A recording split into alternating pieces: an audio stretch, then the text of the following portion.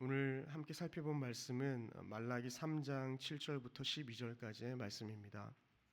말라기 3장 7절부터 12절까지의 말씀, 저희 한 절씩 교독하신 후에 마지막 절은 함께 읽도록 하겠습니다.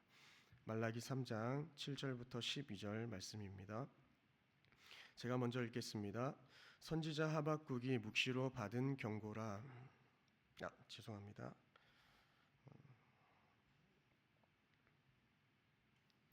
만군의 여호와가 이르노라. 너희 조상들의 날로부터 너희가 나의 규례를 떠나 지키지 아니하였도다. 그런즉 내게로 돌아오라. 그리하면 나도 너희에게로 돌아가리라 하였더니 너희가 이르기를 우리가 어떻게 하여야 돌아가리이까 하는도다.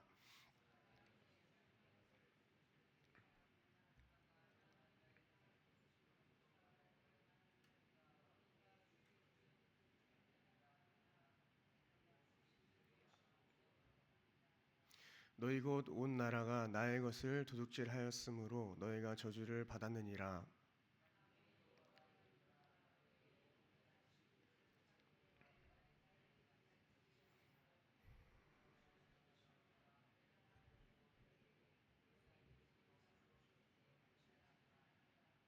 만군의 여호와가 이르노라. 내가 너희를 위하여 메뚜기를 금하여 너희 토지 소산을 먹어 없애지 못하게 하며 너희의 밭에 포도나무 열매가 기한 전에 떨어지지 않게 하리니 너희 땅이 아름다워짐으로 모든 이방인들이 너희를 복되다 하리라. 만군의 여호와의 말이니라. 아멘. 오늘 본문은 구약의 마지막 본문이죠. 이 구약의 마지막 선지자였던 이 말라기는 에스라와 느헤미야 시대에 활동한 것으로 추정됩니다. 유대인들은 성전을 재건하기만 하면 다윗의 그 시대의 영광을 회복할 것이라고 그렇게 생각했지만 오랜 시간이 지나도록 이 다윗과 같은 왕은 나타나지 않았습니다. 그리고 기대했던 물질적인 축복도 없었습니다. 그러자 이스라엘 백성들은 하나님께서 우리를 사랑하시는 게 맞나 이러한 의문을 가지게 되었습니다. 그래서 아마 이 말라기 선지자는 이 의문에 대하여서 답하기 위하여서 이 본문을 기록하지 않았나 싶습니다. 말라기 선지자를 통하여서 처음 주신 이 말씀이 참으로 놀랍습니다. 내가 너희를 사랑한다라는 것이죠. 1절에 이 1장 1절을 보시면 이 말라기야 선지자를 통하여서 이스라엘에게 말씀하신 경고라고 이렇게 이야기했지만 사실 그 경고는 이후 본문들을 보면 주님의 사랑하심이었다는 것을 저희가 기억할 수 있습니다. 근데 이스라엘 백성들은 하나님 고작 주님께서 사랑하신 결과가 이것입니까? 나의 삶은 왜 이렇습니까? 라고 이렇게 반문하기도 합니다.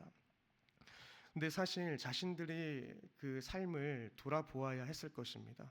자신들이 하나님 앞에 어떻게 행동했고 어떻게 나아갔는지를 돌아보았다면 아마 이해가 잘 되었을 것입니다. 유다 백성은 자신들의 삶을 돌아보지 않고 하나님 앞에 계속 반문하면서 이 말라기서가 진행되고 있습니다. 7절에 만군의 여호와가 말씀하십니다.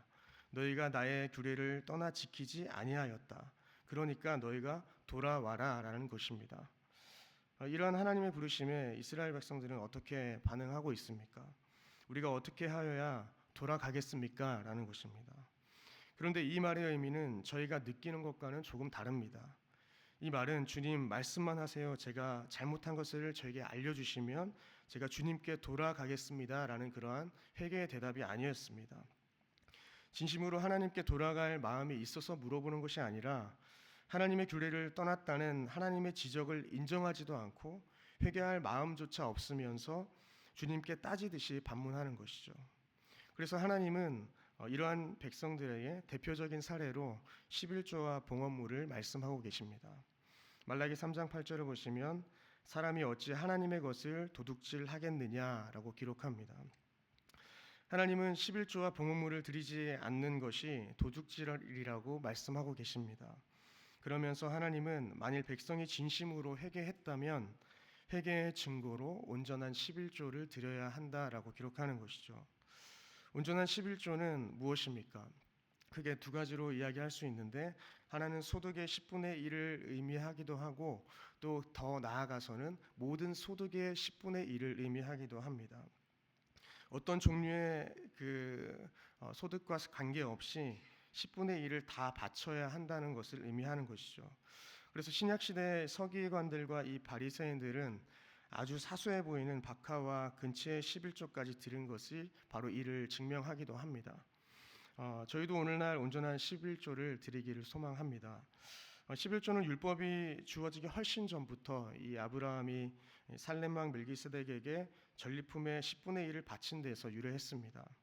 그리고 그 후에 하나님은 율법을 주시면서 소득의 10분의 1이 여호와의 성물이기 때문에 반드시 구별하여 바치도록 규정하시기도 하셨습니다. 또한 그 용도로 이 제사장과 레위인과 고아와 가부와 나그네를 위하여서 사용되게끔 하셨습니다. 10절에는 온전한 11조를 드려서 나를 시험하라고 말합니다. 하나님은 결코 시험의 대상이 될 수 없습니다. 그럼에도 불구하고 오늘 본문은 하나님을 시험해 보라고 말하는데 그 의미가 무엇이겠습니까? 이는 하나님의 능력을 시험하라는 의미가 아니라 하나님의 명령에 순종함으로써 과연 그분의 약속하신 축복을 누릴 수 있는지 확인해 보라는 겁니다. 그래서 다른 번역본들을 보면 증명해 보라라고 기록하기도 합니다. 여러분, 이 말씀에서 저희가 주의해야 할 것은 하나님은 우리의 필요를 채우는 분이시지만 우리의 탐욕을 채우는 분은 아니시라는 겁니다. 주님께서는 우리가 필요한 것을 채우시며 우리의 삶을 윤택하게 하시고 또 축복을 행하기도 하시지만 탐욕에 이끌리도록 저희를 인도하지는 않는다는 것입니다. 11조는 투자나 탐욕을 채워주는 그러한 수단이 아닙니다. 11조를 많이 하면 우리의 부가 더 축적될 수 있다. 그런 11조를 해라. 이런 논리가 아니라는 것입니다. 이 11조는 믿음의 테스트로 저희는 보아야 합니다. 만약 우리가 온전한 11조를 드리지 않는다면 하나님의 보호하심과 그분의 말씀을 믿지 않는다는 증거가 될 수도 있다는 것입니다. 적나라하게 말씀드리면 하나님보다 돈을 더 사랑하는 것이고 또 하나님보다 돈을 더 의지하는 것의 그러한 모습으로 비춰질 수 있습니다. 저희 수중에 여윳돈이 10만 원만 있어도 100만 원까지 가지 않아도 조금의 여유만 더 있어도 저희는 마음이 좀 더 든든한 것을 느낄 수가 있습니다. 사실 저희는 이런 존재들입니다. 부족하고 연약한 존재들입니다. 하나님을 의지한다고 하지만 사실상 물질 앞에 그 물질이 풍요함 앞에 저희가 벗어날 수 없는 그러한 존재라는 것입니다. 그러니 저희는 더욱더 온전한 11조를 통하여서 하나님께 우리의 믿음을 시험 받아야 한다고 생각합니다. 오늘 나를 먹이시는 분이 이 물질이 아니라 하나님이시라는 것을 저희는 날마다의 삶 가운데 그리고 우리의 소득의 10분의 1을 통하여서 고백되어져야 한다는 것입니다. 누가복음 16장 13절에 이런 말씀이 있습니다.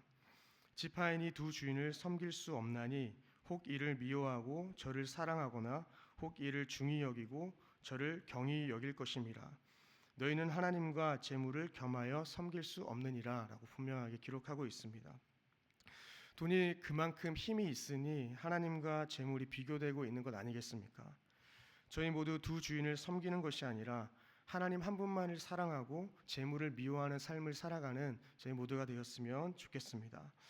오늘 본문 7절에서 이스라엘의 그 질문을 기억하십니까?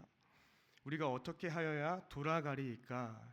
이 질문의 답은 우리 주머니에 회개가 있어야 하고 또한 주님께 그런 모습으로 나아가야만 한다는 것을 잘 보여주고 있습니다. 성경에서 회개했다는 것은 단순히 우리의 마음을 바꾸는 것이 아니라 구체적인 행동이 변화되어야 함을 잘 나타내 보여줍니다. 우리가 주님께 돌아갈 수 있는 방법은 내가 의지했던 그 재물을 주님의 방법대로 말씀대로 사용하는 것입니다. 요즘에는 유명한 목사님들조차 이 11조에 대하여서 많이 강조하지 않고 심지어는 드리지 않아도 된다고 신학적으로 괜찮다고 이야기하는 분들도 많이 보기도 했습니다. 그러나 성경은 분명하게 온전한 11조를 드리라고 이야기합니다. 그리고 그것을 통하여서 우리 그리스도인들의 신앙을 그 믿음 생활을 점검하라고 이야기하고 있습니다. 여러분 11조를 잘 내면 물질적으로 전혀 어려움이 없습니까? 전혀 아니리라 생각합니다. 개인적인 경험을 비추어 보아도 또한 주변의 많은 사람들의 모습을 보아도 11조를 낸다고 해서 꼭 많은 재물을 얻게 되는 것은 아니라는 것입니다. 그래도 저희는 주님 앞에 우리의 믿음을 올려드리며 온전한 11조를 드리며 나아가야 할 줄 믿습니다. 사실 온전한 11조가 우리가 10분의 1을 주님께 드리는 것은 안식일의 원리와 비슷하다고 생각합니다. 우리가 하루에 일주일에 그 7일에 우리가 하루를 구별하여서 하나님께 주일을 올려드리는데 그 날을 통하여서 우리는 어떻습니까? 우리의 모든 날이 하나님의 것임을 인정하는 것입니다. 그렇다면 우리가 10분의 1을 구별하여 드리는 것은 어떠한 믿음의 고백입니까? 내가 벌어들였던 내가 수고하여 얻은 이 소득의 10분의 1을 주님께 드림으로써 나의 모든 재물이 주님의 것이라는 그러한 믿음의 고백 아니겠습니까? 그래서 저희의 삶 가운데 이러한 하루의 날을 주님께 구별하고 또 10분의 1을 주님께 구별하여서 온전히 주님께서 우리의 믿음을 받으시는 그러한 삶으로 나아가기를 소망합니다. 말라기 3장 16절을 보시면 그때 여호와를 경외하는 자들이 피차의 말함에 여호와께서 그들을 분명히 들으시고 여호와를 경외하는 자와 그 이름을 존중히 여기는 자를 위하여 여호와 앞에 있는 기념책에 기록하셨다. 이렇게 기록합니다. 여호와를 경외하는 자에게 주어지는 복이 무엇입니까? 생명책에 우리의 이름이 기록되는 것 아니겠습니까? 그리스도의 재림과 심판 때에 그 생명책에 우리의 이름이 기록됩니다. 이것이 우리에게 소망이자 기쁨입니다. 온전한 11조를 드리는 것은 이 온전한 신앙생활을 나타내는 것인데 우리의 이러한 모습이 영원한 생명과 연결된다는 것입니다. 그러니 저희 모두가 기쁜 마음으로 온전한 11조를 드리고 바른 신앙생활이 회복되기를 소망합니다. 그리고 저희가 다양한 헌금들을 드릴 때 주님 앞에 나아갈 때 어떻게 나아가야 하는지 보여주는 본문도 있습니다. 고린도후서 8장 12절을 보시면 제가 세 번역으로 읽어드리겠습니다. 기쁜 마음으로 각자의 형편에 맞게 바치면 하나님께서는 그것을 기쁘게 받으실 것입니다. 하나님께서는 없는 것까지 바치는 것을 바라지 않으십니다. 라는 것이죠. 하나님은 강압적으로 우리에게 세금을 걷는 하나님이 아니십니다. 기쁜 마음으로 형편에 맞게 나아오길 원하는 분이십니다. 하나님께서는 기쁨으로 드리는 그 마음을 받으십니다. 주님은 없는 것까지 바치라고 강요하는 분이 아니라는 것입니다. 또한 주님은 형식적인 예물을 받지 않는 것을 저희가 기억하면서 나아갔으면 좋겠습니다. 말라기서 1장 8절에 보시면 제사장들이 희생 제물을 드릴 때에 하나님 앞에 눈먼 것을 드리고 또한 저는 것, 병든 것을 드린 것을 볼 수 있습니다. 그런데 저희는 그러한 삶이 아니라 가장 좋은 것, 가장 온전하고 하나님께서 기뻐하실 만한 믿음의 고백을 또한 믿음의 제물을 올려드리는 저와 여러분들의 삶이 되기를 축복합니다. 네, 기도하시겠습니다.